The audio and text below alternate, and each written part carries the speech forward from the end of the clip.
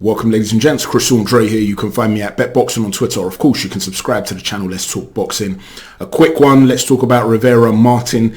Shout out to those of you in the UK who stayed up to watch this fight. I know a lot of American fans often complain when they have to stay up and watch a card in Japan or Australia. Try living in our shoes where we have to do this every weekend. Have some sympathy, have some compassion.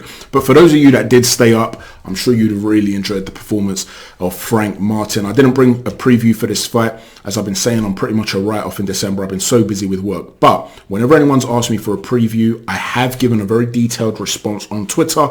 It's all there. You can go and see it, all the predictions that I do in the build-up to fights. Today, it was a guy called Thriller. Shout out to Thriller. You can find him at ORCA1331 on Twitter. He asked me how I felt this fight was going to go.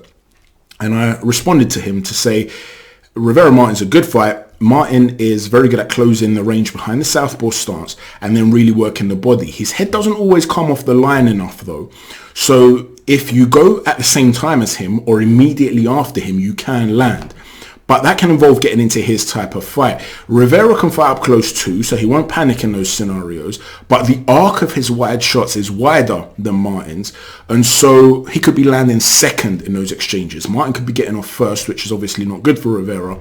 Rivera does have a nice uppercut though, without much of a wind on it. So that might be there for him. However, he should try and keep it long for as much of the fight as possible and only engage when forced to. The thing is though, Martin is very good at taking away a guy's jab. If he can consistently bypass the Rivera jab and get close, I definitely favour him. Rivera also has the habit of turning his lead foot too side on for my liking, which against southpaws can give a greater opportunity to step around him or turn him, something that Martin is very good at doing because it requires a reset before you turn with the opponent. So look out for Martin's backhand to the body. I think it will land consistently tonight. However, also look for the sweeping wide left hook of Rivera that he sometimes likes to throw immediately after Martin enters. If Martin isn't changing the level when he enters, that will be catching him. So on paper, it's a competitive fight. And Rivera is probably the more naturally gifted fighter. But I think I'm going for styles over talent in this one. I think Martin will be able to make it his type of fight, really bang to the body, force exchanges and get the better of him. But it's a tentative prediction because on paper, this is a good fight. Now, if you look at that breakdown, it pretty much went exactly like that. You saw that Martin was able to take away Rivera's jab, and he's brilliant at doing this. He did it to Perez as well. Because what he tends to do is lean his weight onto that back foot behind the southpaw stance, get behind that shoulder and cover the face from the jab, and he will engage with his lead hand, your lead hand. So he's taking it away. And if you are trying to throw a wide, because he's leaning back, if you're trying to throw a wide looping backhand, it's very difficult to get to him. And he understands his angles very well and doesn't really let you step around him. He's very good at stepping around you though. But this was going to be a particular problem for Rivera. And I uploaded some pictures where I pointed an arrow to show what I mean by his feet when I sent this tweet. So I'm going to show you those pictures now. You see how his foot here is almost pointing towards 2 p.m. and his opponent's at like 11 p.m. His foot is not at 12 p.m. or 11:30 p.m. His lead foot, so that they're almost jousting and opposite each other. His actual torso is very bladed. It's facing away from the opponent, which is fine. But with the foot also that way against the southpaw, if the southpaw here, Maldonado, steps towards 9 p.m., by the time Rivera swings that back foot around and pivots off that lead foot to turn with him, it's a split second too long. That backhand's going to land and he's going to get around him to get positioning on him. You can see it here as well. You see how that lead foot is pointing away to 2 p.m. This time his opponent's more at a 12 p.m. position.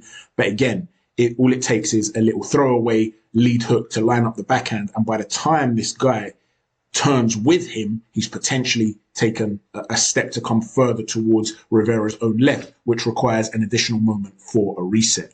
Now, against an orthodox fighter, that's not a problem. Against an orthodox fighter, it can be advantageous because of the way you pull out from a diagonal position. But against the southpaw, it's potentially a problem for him. And we saw that Martin had absolutely no problem from stepping around him consistently and landing that backhand to the body consistently. Now, that wide left hook we spoke about from Rivera, that could be a weapon for him. He was deterred from using it. But in the 7th round, just after halfway through, I think it was 1 minute and 10 or 20 seconds to go of the round, something like that, He did land that left hook when Martin tried to enter the pocket, and he did come inside. And Martin didn't change the levels enough like we spoke about. He can stay with his head sort of in the line of where he enters. And he landed that left hook. And Al Bernstein picked up on it. Now, obviously, I've written this, my own little preview, a couple of hours before the fight. So it was nice to see a commentator mid-fight pick up on that left hook and say he needs to throw that more. He's not doing it enough. That's what he needed to be doing a lot more. We didn't really see any adjustments from Rivera. So from that perspective, listen, it wasn't ideal for him, but it's a great learning fight. One of the things I love about these two fighters is that they're undefeated prospects, and rather than doing what a lot of these other fighters do that I've been very critical of, trying to face all the C-level guys, maybe the lower end of the B level, and then hope to get a shot at the A+ level, the superstars, the cash cows, get a world title shot. Rather than do that, they've said, listen, let's face off. It's like an eliminator. One of us is going to be eliminated from this race. The other one, though, is going to put himself in a position where he's going to say, I've got a massive win by my name now. I want a shot at somebody. I want someone in the top 5 now, because if I'm not getting a title shot because they're tied up, I want someone really big now because I've earned that. And that's what I love about this. And Frank Martin potentially really put his name up in lights tonight, and a star is born in some regards. And Rivera, you can't write him off. This is a guy who was active just 2 months ago. This is what a fighter should be like. This is how they should be thinking. He was active 2 months ago. He took a big risk tonight. He fell short. But it's a learning fight. Perhaps he can look at this and wonder, what caused me this issue? Is it my foot positioning, like I'm suggesting, like I suggested pre-fight? If so, I can work on that to be able to exit the pocket more quickly when a guy like Martin, who's a southpaw, can try and collapse the pocket on me. And he can come back in future. We saw in the UK when De Gale and Groves fought each other. That didn't spell the end for James De Gale. He came back and he won world titles and he did very well. So there's no reason why a guy like Rivera can't come back too. Right? So this is what I really like to see about these sort of guys taking risks in that way. The other thing that Martin does very, very well, apart from engage your lead hand, take away the jab, line up the backhand, is when he comes inside, he's so good at being not just tenacious, but being so free-flowing, whereby he'll land one shot and then be in a position to land the next, and he's finding those little gaps. One shot leads to another on the inside, something that is very similar to what Errol Spence does. And we know that Errol Spence gives him some tips, but ultimately who's above them, training them? It's DERRICK James. And DERRICK James is certainly one of the premier trainers in this sport. A real shout for Trainer of the Year. You see it with Jamel Charlo as well. Some of the little things that he does that all three of them do, that you think they must be getting it from somewhere, because stylistically they're all very different. They're not the same sort of fighters. But the way they use their shoulder to hide behind whilst throwing punches, the way particularly Spencer Martin finds space on the inside when they're chest to chest and they're using leverage to push a guy off balance whilst going to work. Brilliant stuff. Or the way Jamel and Martin and Spence, all three of them, explode out of the pocket to exit. You know, we saw Vladimir Shishkin earlier tonight against Uzgata guy, and he was in complete control. He should have been winning the fight quite easily. And sporadically, he's getting caught with some seriously big shots. Right hands from a guy who has no real shout to be able to do something like that against Shishkin. And one of the reasons is because he's got that languid style with his hands low, and we know he's a superior boxer and he's finding it very easy. But as he's exiting the pocket, it's almost a methodical method of exit. He exits in a straight line, chin up in the air, and he's just taking sort of methodical steps back. So even a guy who's not particularly fast-footed can follow him out the pocket and land. DERRICK James's guys don't do that. They explode out the pocket. As quickly as they want to come inside, as quickly they want to exit. And when I did the Ugas Spence preview, I showed you how Spence is so good at doing that. From the outside, coming inside, poking that jab to the body, and then pulling out really quickly. And that pull out really quickly is vital to their defensive positioning. Before a guy can capitalize on what you want to do, they're exiting. And Martin was very, very good at that as well, often behind the shoulder, because I don't think he's quite as fast as an Errol Spence in the exit. So he'd hide behind the shoulder and jump back. So even if you're going to follow him out and throw a punch, he's hiding behind that shoulder. He can get really low behind that shoulder as well, hide behind it and turn. So he's got some agility there. Just very, very good fighter, man. And stylistically, I'm going to say this as well, which is going to raise a few eyebrows here. He's still a prospect. Perhaps today he's gone past that prospect sort of idea, right? He's catapulted himself well into the top 10, I would say now, and he deserves a shot against somebody who's a really good, well-known name, no doubt about it. he would give Devin Haney a lot of problems stylistically speaking. I'm not saying he necessarily beats him, but with his ability to take away the jab, with his ability to target the body and work incessantly to the body, and we know that Devin Haney can have some stamina issues.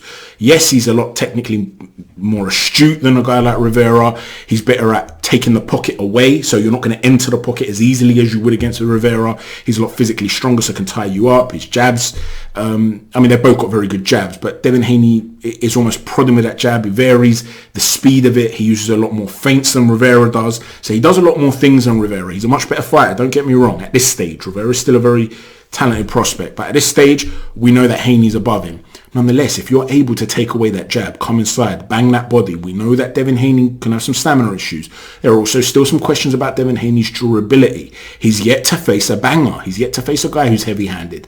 What if a guy like Martin's landing on you consistently, getting you out of breath, and then able to pick at that jaw? There are question marks there. So this is a very, very talented guy, and you're starting to look at a few people have been saying, what about Tank Davis? He battered Tank Davis. Slow your roll. I wouldn't go that far because, like I said, I'm a guy that believes styles make fights, and getting on the inside against a guy like Rivera, because he's taller, he doesn't control the level as well as somebody like Tank, you are going to find certain gaps and you're going to be safe in certain areas when you're right up on his chest and he can't get full leverage to throw the punches because he's got long arms.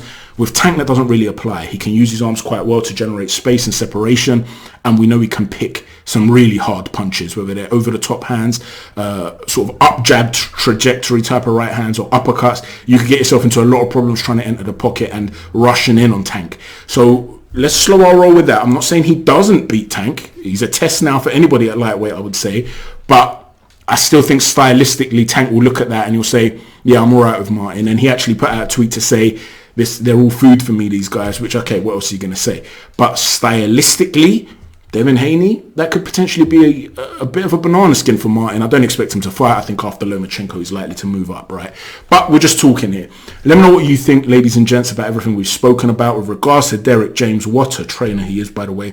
I'm going to speak about Anthony Joshua in a video tomorrow night or the night after, because there's a lot to talk about his psychological state as well. But of course, he's been talking to Derrick James. So we'll talk about some of the areas that perhaps he could work on and improve on if he does get with Derrick James. And we'll talk about his psychology as well.